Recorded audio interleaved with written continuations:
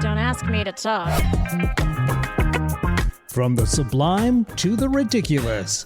Join me, Stacey Heller, And me, Eric Ryder. as we talk about what's good to watch, read, see, listen to, and more. An edutaining 1-hour break in your day that includes the segment, What Are We Eating? Sponsored by Dingfelder's Delicatessen. Stick with us for something good. Hey everybody, welcome to Don't Ask Me to Talk here on Kixie. I am Stacey Heller and I am joined by my co-host, Eric Ryder. You are indeed. Here you are Hello. now. Good afternoon. Good afternoon. It is a good afternoon. Why not? Any afternoon that we get to spend together talking about nonsense, it's all right in my book. Right? My daughter has taken to, she comes down the stairs in the morning. She's studying for her CPA exam. But she comes down in the morning and she says, it's a great day to be a great day. And I'm like, okay. As far as mantras go, it's a good mantra, right? Why not? Yeah. So it's a great day to have a great day. Or in our case, a great conversation, which is essentially what this show is about. It is about good old-fashioned conversation, the random tangents that we take, because honestly, I think the best stuff comes from the random tangents that we take. True enough. Like I was just going to say, your daughter's slogan reminds me of what I'm always saying to my dog, which is, look, I'd really like to want to share this with you. And why But I don't can't. you? Because it's not healthy. It's got chocolate. onions in it. Oh, well, yeah. All right. That's fair. That's totally Dogs fair. can't have onions. There's a lot of things that dogs can't have. True enough. And I feel like this, here we go. We're on a tangent. I feel like dogs don't know what they're allowed to have and what they're not allowed to have. Whereas cats are like, that doesn't seem like it's good. I don't want it. Well, that's true. Right? And dogs are like, that seems great. I'll take it. Dogs are usually pretty good about not, well, depending on the dog, of course. They're just like children, in that sometimes they'll do something that you go, what the heck? Did you just do? Right. Uh-huh. Yeah. Yeah. Interesting. Okay. So, hey, we're already demonstrating what this show is essentially about. If you like what you're hearing, guess what? You get to listen to it every week at this time in this place. And you can also listen to past episodes of the show wherever you listen to podcasts. So you could subscribe, and then on the off chance you can't listen live, no worries. It'll go into your inbox. You can listen to us. You can be totally amused at any time of day or night. So you're welcome in advance from us. If you want to follow Stacey Talks on Instagram, hey, you'll get some notifications about what we talk about on the show. And you'll also hear about my other show that I do on our sister station called Stacey Connects. If you would like to connect with us, you can do that so easily. You just have to call, or you can even text 475-999-2726, or as Eric has wanted to say. And I'm using this one in honor of today's topic, 475-999, Bran. There you go. But in my case, 475-999 cram could also reflect today's topic. It really could. It totally That's could. a little teaser, a little hint in case you missed last week's show and you don't know what today's topic is. I like that. Yeah. I like that we always give a teaser. It's a hidden Easter egg. Look at us. We're all Taylor Swifty up in here. I don't know about that. Well, I mean, she's like the queen of Easter eggs. Is she? Oh my gosh. Like, she has this like almost crazy like obsession with dropping Easter egg hints in her social media, in albums. Like, it's one of these things where if she has some new material coming out or something happening, her Swifties will go into overdrive decoding everything. And darn if they aren't right a lot of the time. It's one of those things where I'm like, oh, you're searching for meaning and it's not there. But lo and behold, it's totally there. Yeah, it's fascinating. Speaking of which, I was shown by my daughter the other day the new video for the Miley Cyrus song Flowers that just came out. And she was telling me about all the Easter eggs that are in that song that are shading her ex. And I was like, wow, apparently Easter eggs are for all year long. Yeah, apparently that's the hot trend with female pop singers right now. It's throwing shade on their ex-boyfriends, sometimes cryptically, sometimes not so cryptically, like in Lana Del Rey's case, where she took out a billboard in her ex-boyfriend's town. Right? Yeah. So, I mean, more power to them. You know, what is it? Like, hell hath no fury, like a woman scorned. That's right. Yeah. So, speaking of some ridiculous things, which, by the way, women being scorned is not ridiculous. No. However, sometimes maybe the reaction to it could get a little ridiculous. And I'm saying that as a woman. Anyway, we always like to talk about what ridiculous high holidays are happening on the day that we record, which I know you're all like, oh my gosh, but what about all the other days of the week? Well, honestly, we're not paid enough for that. Which is to say, that would be the whole show. I mean, if we did the other 6 days, Right. Well, and if our listeners were to, I don't know, call 475-999-2726 or leave a voicemail saying, wow, we really want you to put something on your social media and every day highlight one of the holidays. I mean, I would consider it. But if you're silent, you get nothing. So there you go. You get what you're given and you like it. Exactly. You get what you get and you don't throw a fit. There you go. That's a great that's a great motto for life. Right? That's what I used to say to my kids. That, and I would follow it up with the Rolling Stones, you can't always get what you want. And the funny thing about that is, as my kids, I'm talking when the kids were little, I'd be like, you can't always get what you want. You can try, but sometimes you might find you get what you need. And Will one day texted me. He is 23, and he texted me, and he was like, I was this many years old when I learned that is the lyrics to a Rolling Stones song that you were using as your parenting point. And I was like, you're welcome. I'm glad you didn't go with Satisfaction or Brown Sugar or one of the other ones. You don't know. I may have, but not in that context. Anyway, so on a national level today, some of the holidays that you can celebrate, you too can celebrate, is Lotus 1-2-3 Day. Now, I have no idea what that means. Okay, same. So I was like, Lotus, it's kind of this is a keyword that's happening because of the show. Is it the flower or the car, maybe? It is none of those things. Okay. So and the 1-2-3 part especially is confusing. It is. Because I can see people loving the flower, the lotus, and then wanting to have a day to celebrate that flower. But sure. Why 1-2-3? So tell me more. I will. Thank you for asking. So the reason that it tickled my fancy is because of the show White Lotus. So I was like, big hit on HBO recently. Huge. Yeah. And I'll say cleaning up at the award shows. Big time. And I'll say more about that in a minute. However, for all of you technology people out there, apparently Lotus 1-2-3 is the release of the best spreadsheet program to grace the market. Yes, that's right. Lotus software took the personal PC world by storm and changed the way they calculated, well, everything. I just quoted directly from my site here with the holidays. All right. Well, congratulations, Lotus. Right? So that sounds hideous. However, the show sounds like it's awesome.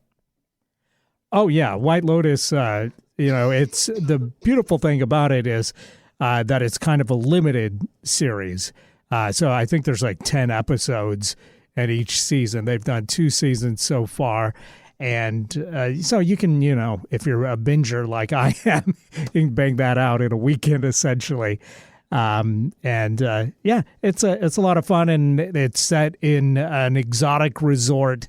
The first season in Hawaii, the second season in Sicily. So, in the middle of winter in the Great Northwest, it was kind of like vacation porn, And I've heard that. yeah, but there's more to it than just the the vicarious part of it of seeing people at a fancy resort. Of course. Yeah. Well, so I have not watched it. I need to. And what makes me laugh about this is I went to a dinner party on Sunday night, and well, let me back up. Last Thursday, I hosted a networking evening I'm in a B&I group, and so I hosted a party.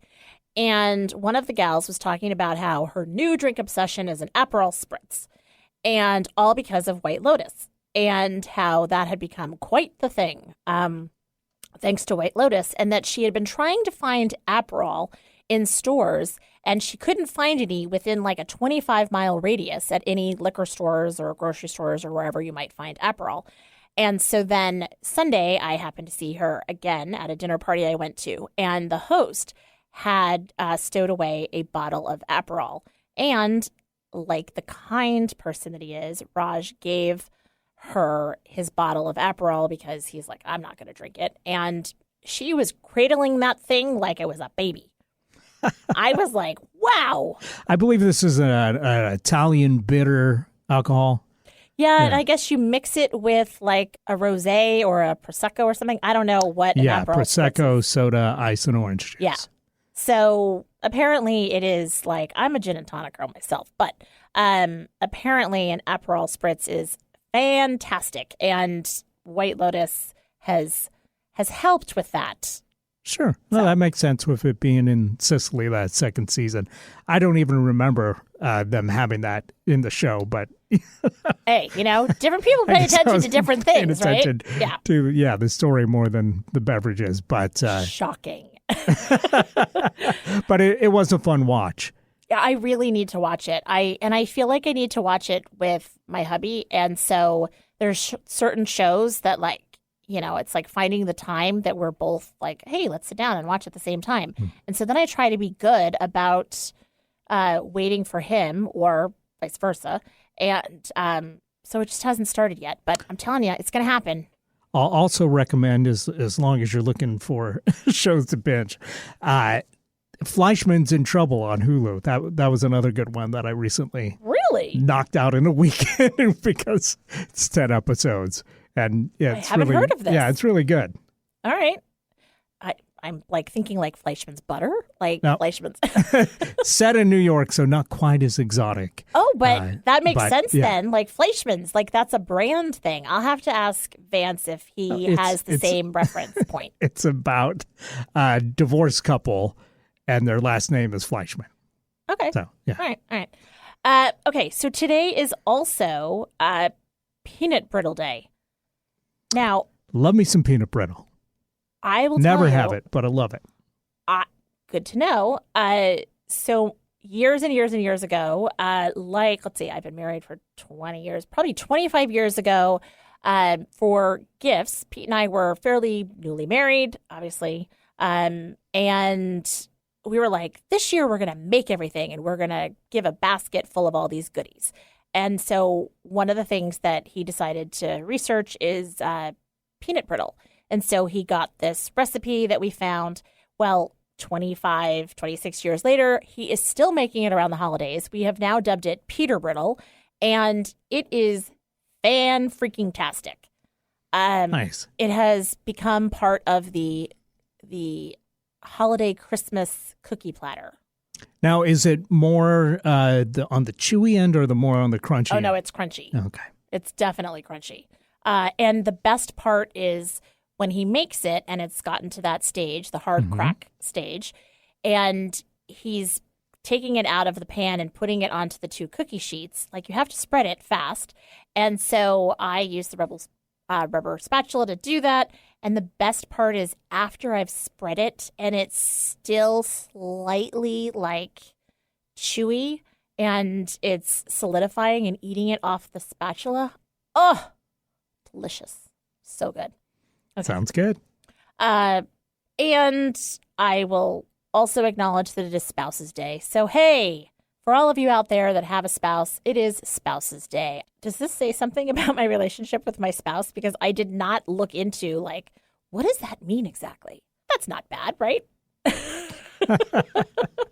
I'm like, Spouses Day. I mean, you had to look into Lotus 123 Day, so time is limited. Thank you. You understand me. So it's Spouses Day. Apparently here, and I feel like I have to look it up a little bit, kind of. It's the only worldwide holiday that gives couples a chance to spoil each other, take time out of their busy schedules, and tend to their love.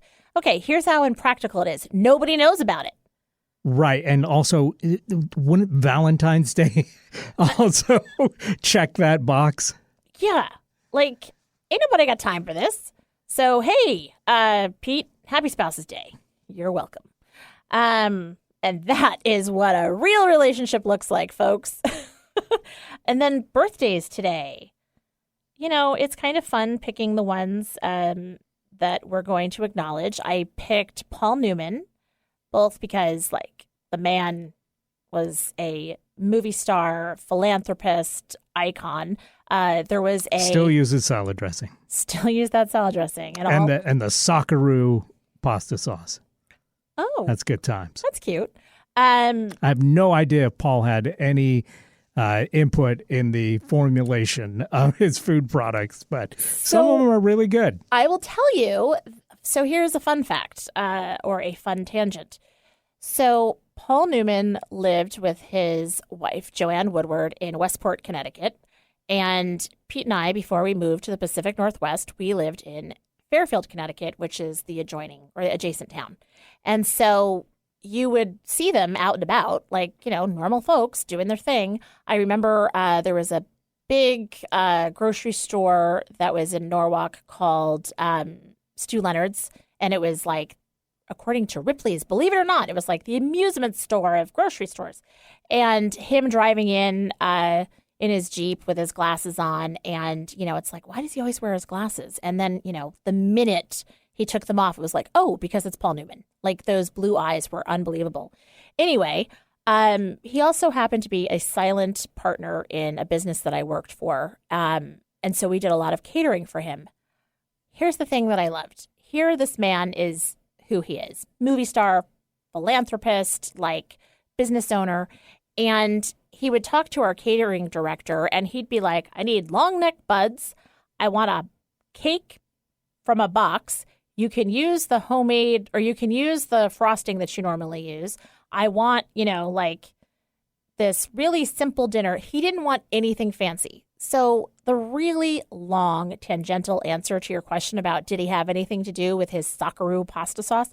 Probably, because the man was super simple in his likes and he liked just the basics. He was, there was no frippery.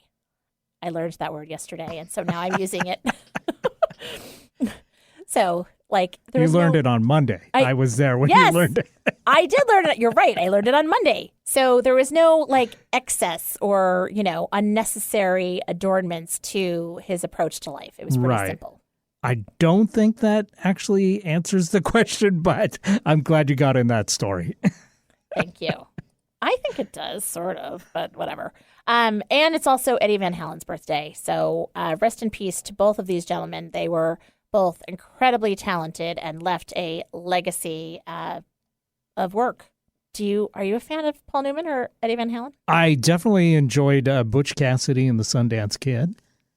That music, like, what is it? Raindrops keep falling on my head. Right? Yeah, B.J. Thomas. Uh-huh. Like, such a song, classic for sure song. And, you know, Eddie Van Halen, his son has taken up where he left off with his guitar ability. Well, yeah, whether you're a fan of Van Halen's music or not, I mean, he's an icon, amazing guitarist. What more do you need to say? He's a legend. Totally. And if you're of a certain age, then you believe he was married to America's sweetheart, a.k.a. Valerie Bertinelli. I don't know if that's true or not, but whatever. No, he was. I mean, he was married to her, but yes. I don't know if she was. If she was America's sweetheart. Right. Maybe at one point, yeah, she'd right? probably be described as that. Yeah, I feel like I'm showing my age, but you know what? I'm okay with that. Well, we got to go to a break now, so might as well jump. Oh my gosh. We'll be right back with more.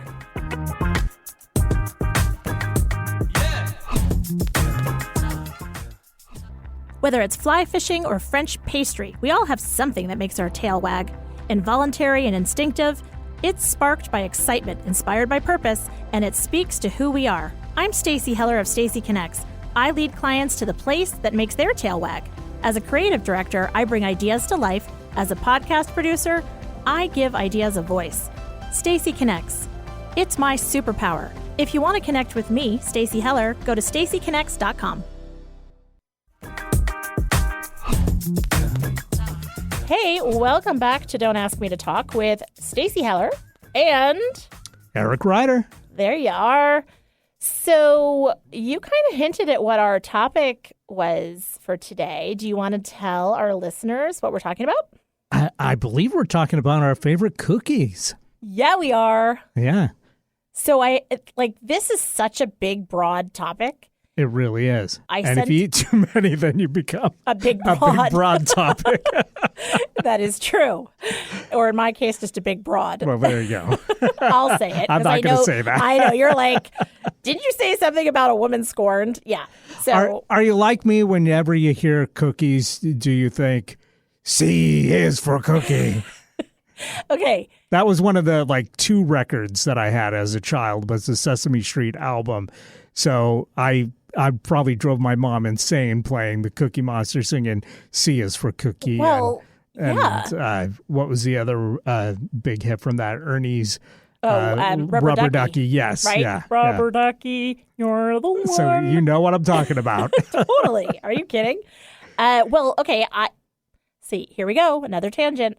I learned a fun fact this past week.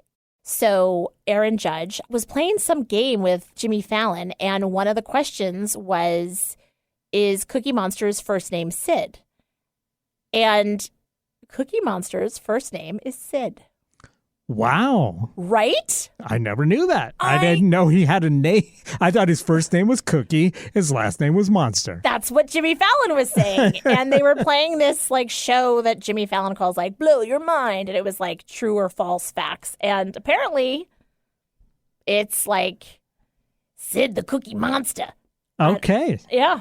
So there you go. Anyway, so this week's topic. Mind blown. Right? Mind blown. And that's good enough for me. Okay, I see what you did there. I felt like this week's topic was so broad. How broad is it?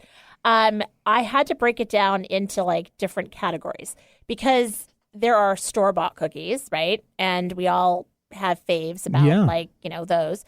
Then there's the homemade cookies that maybe you grew up with or are a classic. Then there's the bakery buys or you're not going to make them at home and they're not from a grocery store.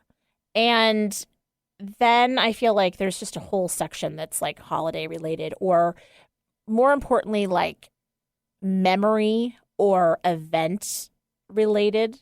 That, the cookie may be good, but it's even better because it's, fill in the blank holiday or event or whatever. So, with that, hey, Eric, what's your favorite type of cookie? Boy, that's a good question. And do you want to go by the categories that you came up with of store-bought, homemade, bakery buy, and holiday related? Yeah, let's do it. All right. Well, let's talk about store-bought cookies. For the most part, I think store-bought cookies are kind of bad, to be honest. That's a hot take. Well, I mean, as a kid, you're like, oh, it's sweet. I don't really, you're not the best discerner of quality, so you'll eat, a bunch of stale Oreos or Hydrox or, the right. Whatever, the store brand. Yeah. And boy, I love Fig Newtons, but are they a cookie? That's a age-old debate as well. Yeah. Are they fruit and cake? or are they a cookie? I mean, For- they're in the cookie section. yeah, well, so's a lot of things. This is true. This is true. But but I mean, honestly, I feel like most cookies that are store bought, because of the fact that they have to stay freshish, and the preservatives they have to put in them to do it, they're just not that good. But if I had to pick a store bought cookie, I would say that I love Pinwheels. I think those maybe the best ones, but Fig Newton's probably second for me if Wow. they're fresh. Interesting. Are you 70? No. Like Pinwheels, like are they the ones that have like the chocolate like at the top a little bit? Yeah, it's like a chocolate cookie covered in marshmallow and then covered with a chocolate shell. So it's almost more of a candy than it is a cookie, but it is a cookie because it's that chocolate cookie base. Interesting. I feel like there's another chocolate marshmallow cookie that's Malamar. Malamar, okay. Yeah, and they're like East Coast, and they Yeah. actually only come out at a certain time of year. Right, because of the refrigeration needed to do it. And I guess they don't sell enough to, pay for the refrigeration the rest of the year. Yeah. But Pinwheels are the competitor, I guess. But I've always liked those, and the problem is that they're dangerous because you get a package of those, and by the time you get home, you got maybe one left if you crack them open, This is true. start eating in the car. Well, and it's sort of like Girl Scout cookies. There's only a few. Okay, so by the way, I take back my comment about Are You 70? Because, one, lots of 70-year-olds like lots of cookies. But really, I'm not trying to be that politically correct. It's more because I was thinking of a different cookie. So I just looked up what a pinwheel is. And I'm like, oh, so much different than what I was thinking. So, yeah, I'm with you. And I have to say, Pinwheels versus Malamars, it's a chocolate cookie base versus a vanilla cookie base, Oh, okay. which is what a Malamar is. Gotcha. So- Okay. Well, I think I've had a Malamar before, but Pinwheels I would definitely prefer. Interesting. Okay. How about you? For store-bought cookie, what's your fave? Ice cold milk and an Oreo cookie. They forever go together. They're the classic combination when the dark, delicious cookie meets the icy cold sensation. It's the one and only crispy, creamy, chocolatey Oreo. Okay. Now, let me ask you, are you a double stuffed person or you like the regular or So glad you are asked there- this question. Do you go with the crazy flavors that they have? Because they've got a bunch of variations on Oreo now. All right. So Oreo 100% as a brand has jumped the shark with all these crazy flavors. That said, double stuff is too much stuff to me. Regular is good. The best are the holiday ones that come out, like, Christmas comes out or springtime or Halloween, and they add dye, which, by the way, is probably going to kill me because it's, fake dye, right? But there is something about the filling that it's not quite double stuff and it's not quite the regular. It's like 1.5 times. That, my friends, is the perfect Oreo to buy. So when you're in the stores this spring and you see the Oreos that are the springtime Oreos with the yellow filling, you're welcome. All right. I have opinions on these things, clearly. And you'd never do a Hydrox. Honestly, I don't know that I've ever even had one. Like, They're pretty much like Oreos, except they came out first and then Oreos ripped them off and then overtook them. yeah, I mean, that tracks. Yeah. So yeah, I'm not even being a cookie snob. I just think that it's one of those, like, that's what was always purchased and I love that. And it was like, what, like, why would I do anything any different? They got to be doing something right. Yeah. People love them. So I love that. And then as a little kid, I really loved animal crackers, aka like the cookies. Yeah. And I liked them slightly stale so that they were a little bit soft to bite into. I have a weird thing about texture. I used to get those too as a kid. And they come in the little circus box. box. Yeah. I think I like the box more than the cookie itself. hard to tell the difference in flavor between the cookie and the box, to be honest. Yeah. But yeah, that little circus wagon box was great. With the little handle, and it's like, and, the off chance that, my parents would either bribe me or allow me to have it. And it was like my little hand would hold on to it. Like, yeah. Kind of like fortune cookies in that it's like, yeah, I'll eat this because it's here. Right. But I would never choose to buy these now or, with my own money. Right. Yeah. Totally. But, somebody hands it to me and I'll be like, oh my gosh, thank you so much. Of course, yeah. You don't turn out a free cookie. I mean, I'm not an animal cracker. Okay, let's go to like the bakery type thing, which I feel like is like kind of store-bought, but also sort of homemade.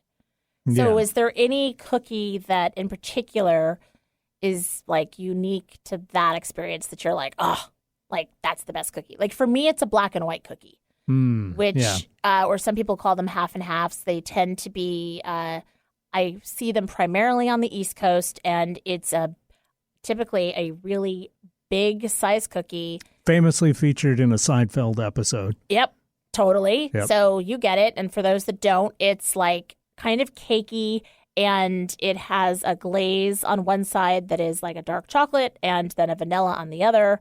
And you can get them at Grand Central Station. And not that I've done this, and you get two and you bring one home and you eat one on the train ride. But those are like, that's a very specific cookie that I'm thinking of. Yeah. So do you have any like that? I feel like a bakery cookie should be one where the store version is either non-existent or is just not good, but somehow the bakery version is better. And it should be something that you either can't make at home yourself or just would never pour the energy into making it at home. So like for me, I think a macaroon is really good. Okay, coconut macaroon or like the French macaron? I love both, but I prefer the macaroon over the macaron. Macaron. Yeah. Yeah. Okay, all right. And then do you like it dipped in chocolate? Oh, yes. Okay. Yeah. Oh. If it's got that chocolate base that's kind of chewy, gimme. Yeah, that's good stuff. The other one that I like from bakeries, and I really feel like this is I'm being very East Coast forward with this. There's these really big cookies that you get at bakeries that are, for all intents and purposes, like a butter or sugar cookie, but they're just covered with sprinkles. And like that is such a cookie of my childhood. And it's a little dry and crumbly, but again, it kind of goes into that other random category that I have that's like nostalgic or like event or place specific, but I loved those cookies that a lot of times you found them in like delis. So yeah. Anyway. Okay. Now what about homemade? Homemade. Yeah. Pretty much any cookie homemade. If it was made within the last couple days is going to be amazing. So I love homemade cookies, of pretty much any kind. But if I have my druthers, I love an oatmeal raisin. I totally pegged you for an oatmeal raisin person. I had, when my kids were little and I would interview babysitters, I would be like, so what kind of cookie do you like? Chocolate chip or oatmeal raisin? And it gave me I don't know what I think that it was telling me about the person, but it gave me some sense of the person. Interesting. And an oatmeal raisin cookie is like a store-bought one and a bakery. Like they're just not as good as a homemade. No, they're not. Yeah. And same thing with chocolate chip. I mean, chocolate chip is a classic for a reason, but I mean, most store-bought chocolate chips really just not that good. Sorry. No, they're not. And but if you get those made at home, like fresh out of the oven, that's about as good as you can get. But slightly above that in my estimation. Yeah. Is the fresh baked oatmeal raisin. Yeah, I know I'm in the minority there. Most people would prefer a chocolate chip, but God, something about that chewiness of the oatmeal and that combo with the raisin, I just love it. Now, see, the raisin is the issue for me. Like, I like an oatmeal cookie, but I do not like the raisin. Well, you can do oatmeal chocolate chip. Those are really good too. They are good. My grandmother used to make an oatmeal raisin variation where she didn't do raisins, and she did oats, and she did Rice Krispie treats. Okay. They were good. I'm not sure I'm not sure that I can picture that, but I imagine it would be good. I'm going to have to bake them for you. Yeah. And you can try them. Other variations, of course, cranberry, the dried cranberry instead of craisins, if you will. That's a delicious combo. And anytime you want to throw in some nuts in there too. Oh, okay, so good. Like you would walnuts. like my cowboy cookies. So did you know that I used to have a cookie business? One Smart Cookie. Yeah, you've talked about it. Yep. Yeah. So I used to have a cookie business, and one of the cookies that I often made was a variation of a recipe that I found, and it was a cowboy cookie, and basically a base of oatmeal raisin I did it with dark chocolate, white chocolate, walnuts. I would add coconut, and I would either add dried cherries or dried cranberries to the mix. And delicious cookies. Sounds amazing. Yeah, I mean, good stuff. And my chocolate chip cookies are pretty amazing.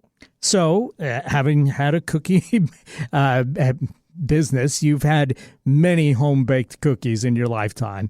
And what do you rate top out of all those that you've made or that somebody else has baked at home? So, the elusive cookie that I'm still trying to find the recipe for is a molasses cookie that a relative made, and it almost reminds me of the black and white cookie where it's a little bit cakey. And so I love a molasses cookie. Even like a gingerbread cookie or a ginger snap or something like that. I love that taste. I think it's so good. And then I would say that even rating above the oatmeal raisin or the classic chocolate chip for me would be what in our family I call a butter cookie. So it's the cutouts, like, sugar cookies. The recipe that I have, every time I have them, because I made so many of them with my business. But now when I make them around the holidays, I'm always like, oh, here they are again. And then I eat one and I'm like, honestly, it's like the perfect cookie. Like, you can eat it plain. You can eat it with some powdered sugar, kind of like the whole Linzer tart, that cookie that Vance was talking about last week, I think. Right. Then you could dip it in chocolate. You could add sprinkles. You can decorate it with frosting. I just want to make sure I'm on the same page. This is the shortbread cookie that's covered? Kind of like a shortbread. A shortbread, there aren't as many ingredients in the dough as there are in this one. This one is, like, again, I grew up calling it a butter cookie because it was the primary ingredient. But other people call it a sugar cookie or like a cutout, and it's what they use for, cookie cutters and that kind of thing. But it's like, I don't want it to be my favorite, but it's just indisputable. Hey, to each their own. It's like a reluctant thing because every time I have it, I'm like, man, that's a good cookie. Yeah. So, and you can cut it into different shapes. Like, there's so much you can do with it. It's a very versatile dough. So I'm guessing that's your top holiday-related cookie then. Oh, too. no. No? Totally not. Totally not. I would have to say that the peanut butter blossoms are my favorite. I love a good peanut blossom. And again, I know how to make them so that they don't immediately get like gross and too crispy. They need to, like, when you bite into the peanut blossom, even a day or two later, the chocolate kiss needs to give so that it's not like you're biting into just the Hershey Kiss, like, straight out of the wrapper. And the base, the peanut butter cookie part, also needs to be a little soft. I don't know that I've ever heard of this cookie. The peanut butter blossom? Yeah, peanut blossom. It's a classic. Okay, and I'm looking at the pictures now. It looks like a sugar cookie with a chocolate kiss in the middle. But it's essentially a peanut butter cookie dough. And then what you do is you roll the little ball into sugar and then you bake it. And then once it starts to crack on top, then you take a Hershey Kiss and you shove it in the middle. And then I put it back in the oven for 5-10 seconds. So then it glistens and it melts the Hershey Kiss so that it won't be so hard. Yeah. Well, chocolate peanut butter. It's a winning combination. Right? You know? So, yeah, that sounds fantastic. Now, what about you? What's your, like, and it doesn't have to be necessarily Christmas. It could be, like, I don't know, maybe Valentine's Day or I don't know, whatever. Right. I'm trying to think of any other holiday cookies besides those frosted trees that you get at Christmas time. Yep. And I can't think of any other aside from the sugar cookies or the butter cookies. So I do like those cutout ones that have like the white glaze on top.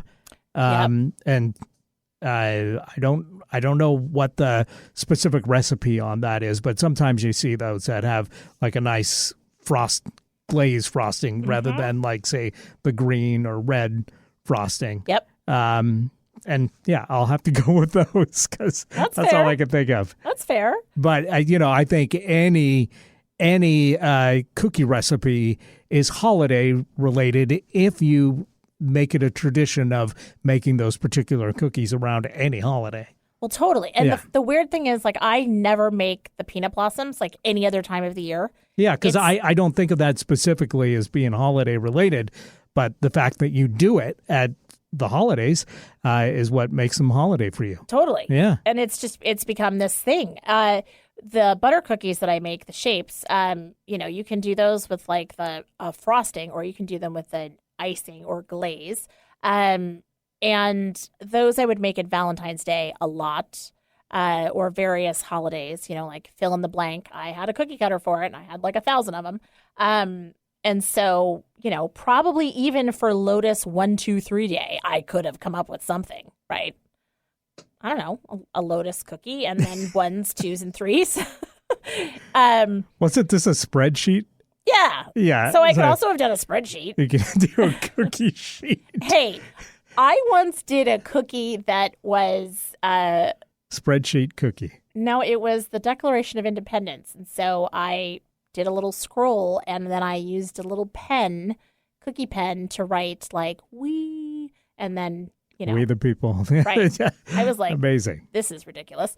But yeah, it's weird how like really like Christmas, Hanukkah, like those winter holidays are definitely associated with cookies more than any other holiday. Yeah, because families are together and baking's a great family activity. So it makes sense. Although on the actual holidays, it seems like those are almost non-cookie days because you're too busy with pie and all the candy and all the other treats. But, I know. The season itself is where the cookies come in. Well, and cookie exchanges are plentiful, and you leave cookies for Santa and whatever. Right. Macaroons and macarons, I very much think of as spring, though, because for some reason in my head, I have like coconut feels very springy to me. I don't know why. Maybe it's because... I'll take them any time of year. Well, see, I have to start baking again, and then I'll bring you treats. Wouldn't that be nice of me?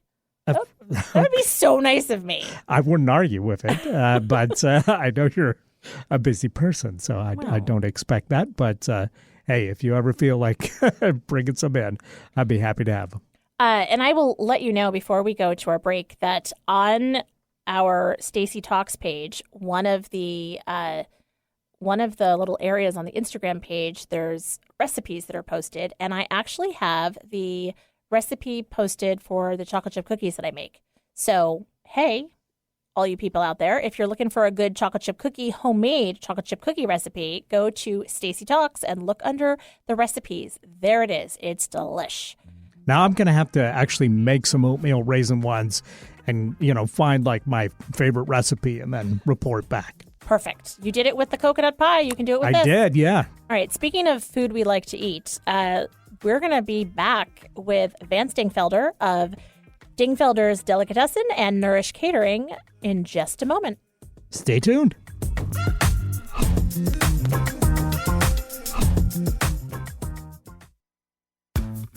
Stacy Connects. It's not just my business, it's my superpower. Whether you need the right tone and messaging for a new venture or you've plateaued with your current one, I can help. I connect clients with themselves and their potential. Then, I identify unique solutions that translate your brand into messaging that connects your target audience with your business. Go to stacyconnects.com to connect with me and your messaging. Interested in learning something new? Meeting someone new? Find out things that we have in common? Well, of course you are. You're a human being. So let's get intentional about it. Join me, JDK Winnikin, every week and get all of that in less than an hour. I'm a writer, a historian, a social commentator, and my show is all about you. Really, that's what it's called. This show is all about you. Get my perspectives on the week's news and hear fascinating guests whose stories will inspire and move you. My show is all about giving you something that connects us. Join me Mondays on Kixie 880 at 3 p.m. or download it as a podcast. Can't get enough of Stacy and Eric? Then be sure and check out Stacy Connects with Stacy Heller wherever you find podcasts. Stacy chats with guests about a variety of topics, hoping to make a connection through conversation. Don't ask me to talk. Welcome back to the show. Please ask us to talk to Vance Dingfelder. And now we talk to the Lord of the Sandwich, the King of the Knish, the Duke of the Deli. That's right, we're talking to Mr. Vance Dingfelder from Dingfelder's Delicatessen. Sir, how are you? Oh, you know what? It's I don't know about you, but I'm loving the weather that we're having in January. It's been decent. It just puts you in such a good mood. We've been very busy at the deli, and lots of things are going on. As you know, we've opened up, and what's really cool is people are excited to be inside at the deli. It's been about a month now, and there are people that are showing up that, haven't seen it. And these are people that, have been coming to the deli since we've opened, Mm-hmm. and it's creating a buzz. It's kind of fun. The excitement is still building. I'm really looking forward to St. Valentine's Day. Right? Now, is this the first time that you've had a open dining space? Has it always been the window, or did you have an open dining space at one point and had to close it because of the pandemic? So it was interesting. I had a conversation with a fellow yesterday who literally had been coming in since we've opened. And we started as a walk-up window. And with a very, very limited menu. Sandwiches, we had the tuna, the egg salad, pastrami, corned beef, turkey, brisket, and then latkes, knishes, soup, the soups. But that was it, really. And we've expanded from then. And no, it was a walk-up window. And then that was Labor Day of 18. And then in November, we allowed people, we put some tables and chairs in, and people, because, people were eating outside. They were eating in their cars. Mm-hmm. We had a line, and the weather changed. And it was the middle of November, and it got wet and cold, as you know, and what it does in the Northwest. Blustery. And I had, with Nourish Catering, somebody had booked me, good friend of mine, his wife's surprise party, and they wanted to do it inside at the deli. And that really gave us the incentive. Well, so it's always been a walk-up window until now. So no wonder you're so excited. Well, no. In November of 2018, we did allow people to sit in the dining room. Right, but it was a And- brief window. No But pun it was- intended. You walked in and you placed your order at the table, at the desk, and then you waited. Same scenario as we're doing now. And then we opened up even further, put a deli case in, and then COVID happened, Right. and we pushed everybody back out. Right.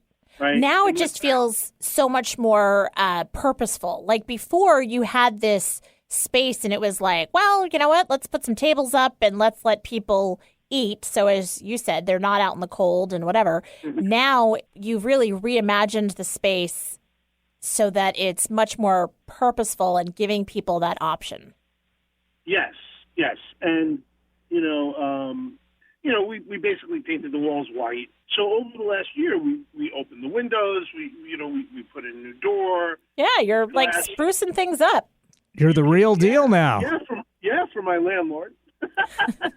Hey, that's what happens when you rent old real estate, right? And Yes, you're yes, breathing new sure. life into an old building. That's, you know what? The delicatessen brings comfort and light. The fact that people can see in, the fact that people can see out, it's worth the investment. I know it'll just help to make the Dingfelders delicatessen become more of a legacy in the neighborhood. I just know it.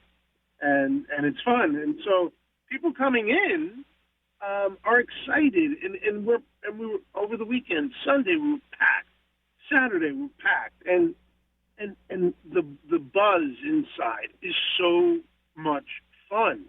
We're sampling people tastes of this and tastes of that. We have new items. The coffee cake people are raving about. We have a new rugula that's raspberry rugula. Oh, Linzer tart, right? Yeah, we talked about your Linzer tart today when we were talking about cookies. Yeah, what was a raspberry rugula? Yeah, Yeah, so rugula. Hey, so you're familiar with rugula? I know rugula. Is rugula a cookie? Okay, this goes to the whole Fig Newton conversation that we had earlier. So, I don't. I guess it's a cookie, but it's not a cookie. It's like, I don't know. It's a dessert. It's kind of like a Swiss roll. It's kind of like I've had people that don't know what it is order it, the croissant thing. And I'm like, Right. no, Because it's not a typically rolled and Because it's there's rolled, a right? filling that it's rolled up. And it's in the cookie family, right? But it's like a Danish, but it's a cookie, right? But it's more of a pastry. It's really cool. Hey, just I've looking at a always- picture, it looks amazing. I've always loved them, and they've always been a fave of mine. So raspberry, since we're making the filling for the Linzer tart, we're doing we made raspberry rugula, which is a thing, and raspberry almond rugula are really good too. So check it out. For Valentine's Day, we're going to do we always do the heart-shaped pink and whites. Yep. If you remember. Yes. Yes, which again, And then- we talked then about the- black and whites today, and you're doing a version of that for Valentine's Day. Yes. Well, we do black and whites all the time, and that's part of a Jewish deli, right? The black and whites, the rugula, the babka, the pastries, coming in, buying a coffee cake and taking it home, and like a bakery, right? And then getting a few pounds of pastrami and potato salad and knishes, and that's what a quart of matzo ball soup, and using and putting in the refrigerator with those things that we have prepared for you, and from that, the grocery stores happen. Right. But what happens in a grocery store is it's not like your grandmother made it. It tends to be a little too mass produced. Yep, So cookies, you spoke about cookies today. that's right. And So these are the conversations we had. Well, we talked about Valentine's Day. Yeah. Valentine's Day, we're going to do heart-shaped Linzer tarts, right? Beautiful. There you go. Chocolate-covered strawberries. Got that one. Delish. But here's the big one. Cherry cheesecake. Oh. I love it. Oh. Mic drop. Done. Right? Like little square cherry cheesecake. Oh my gosh. That's amazing. You don't even need to say anymore. Like, done. Like, Yeah. Right? hey, Yeah.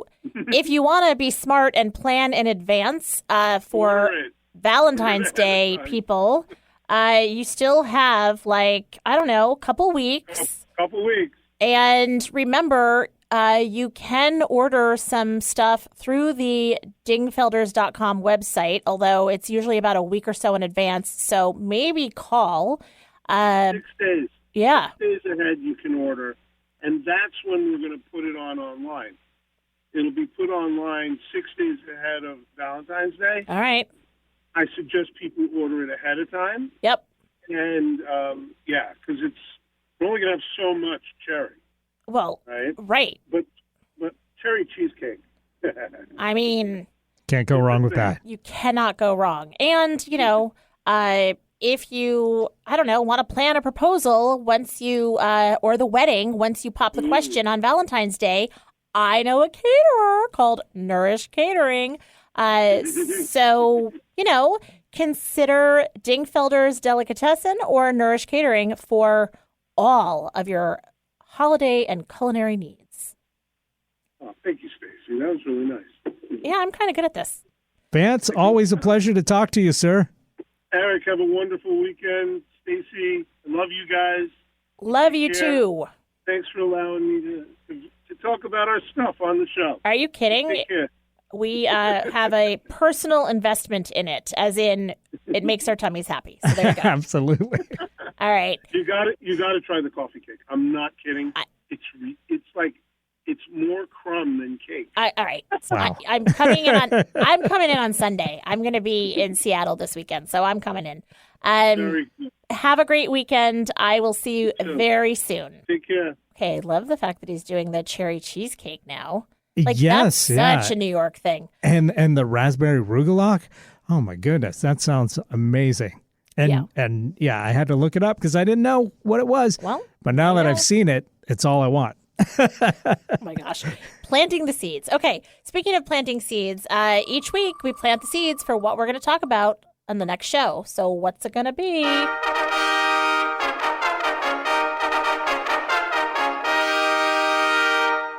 Yes. I don't know how we're going to do this one, to be honest. Okay. Write a song? Oh, I'm so excited. I don't know how we're going to do it either, and I love that about us. Okay. I mean, we'll work on it'll be like the movie. I guess they often say that classic songs were written in 20 minutes, Right? So and essentially we're going to have about 20 minutes. So Yeah, we're going to write a song, words we're and going to lyrics. write a song. It's going to be so cute. Okay.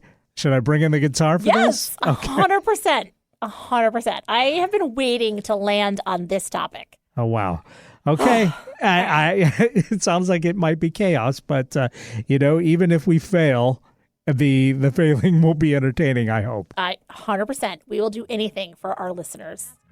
All right. Have a great week, everybody. We will see you next week.